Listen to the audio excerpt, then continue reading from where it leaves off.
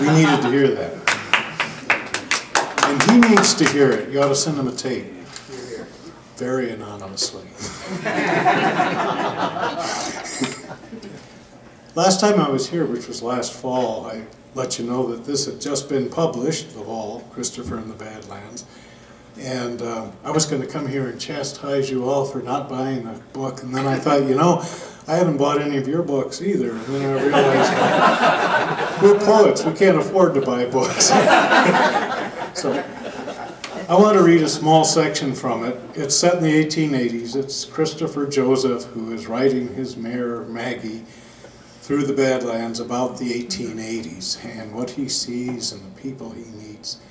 And this is the start. It's set, this part of it, on the bluff overlooking Sage Creek. And if you go there now, to the south is the primitive campground, and to the north is the section of the creek where he meets this very strange man.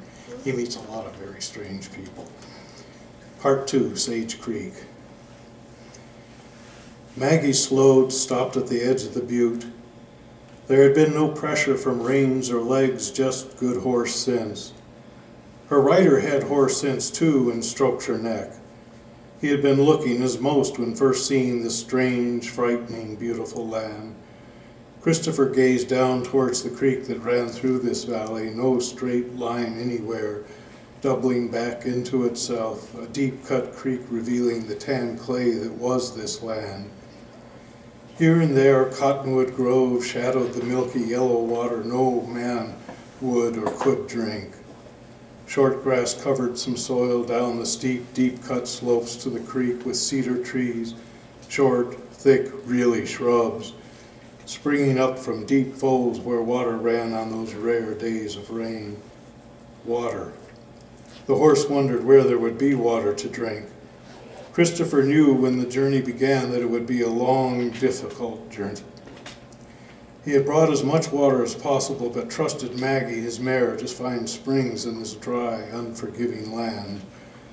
He had heard of this place, of men choking on dust, trying to squeeze water from cactus and then bleeding out more water than they found inside. And the wind, constant, sucking dry first the skin, then the nostrils, then the mouth, until tongues and lips cracked, split open, bled. Streams flowed just beyond reach, cool mirages, as the water they did drink purged their guts. And yet the beauty was everywhere. Blonde grass gently gave to the wind movements that danced to music no man heard, fluttering cottonwood leaves in ecstatic tremblings. A giant, endless blue sky arched over this land with a horizon no man could ever reach, miles and years beyond his grasp.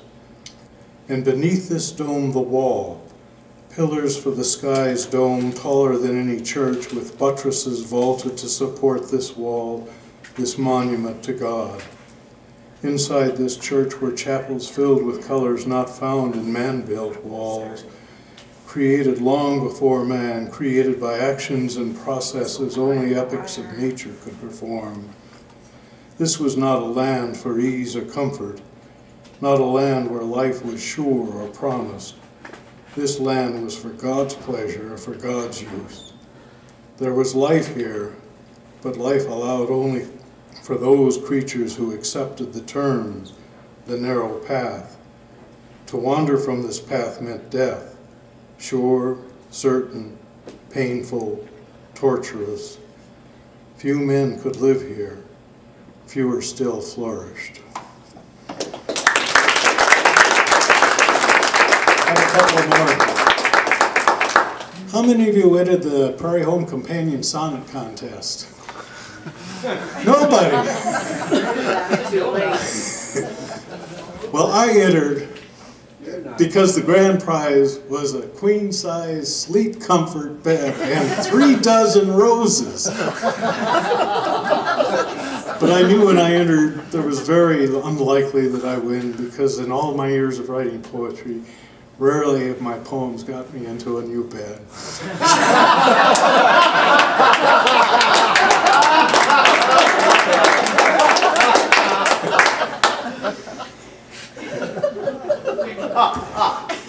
They wanted a love poem, so I wrote one, Prairie Sonnet for a really wonderful young woman. When first we walked among grass and flowers, feeling the sun reach into and around, summer's warmth rising from ungiving ground, I felt your smile and voice melting the hours spent here beneath the prairie sun and wind, alone and waiting for some steady voice. You laughed and told me of your desire and choice to know the plants that green, bloom, always been beneath Dakota sky. We shared our minds and open channels to our haunted hearts. Slowly, surely, as diffidence depart, we find the glory vine that safely winds. Now we each see the other's smiling face, knowing for now our lives are filled with grace.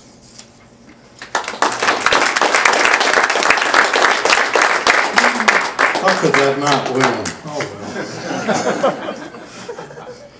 And just last week I wrote this. This is the last one. And I went out into my beloved Badlands, and it was 85 degrees and the wind was blowing about 30, 50 miles an hour. And I came back and really needed a shower. And I wrote this: we are this. Do your weekly wash, the ritual of outward ablution. Morning or evening, shower or bathe away what wind and sweat you or others encase your skin. Dust your tables, sweep your floors, wash your windows to remove that which we are. The earth, soil, dirt, the dust we are. Be reverent, bow to it, cup it in your hands and hold it skyward. Then let it fall to home where grass and wheat and rice will wallow and thrive in it, engorged, thrusting roots, sucking bits of atoms and molecules, great gulps of water to be sent to leaves and fine flowers. The pregnant Madonna of life we grind into puffed cereals, bathed in milk from grass, from dirt, powdered in sugar, ground from mightier grass, to start the new day, to form our new selves. Take off your shoes and lose yourself in yourself. Feel your epidermis to be between your old toes. Thank you.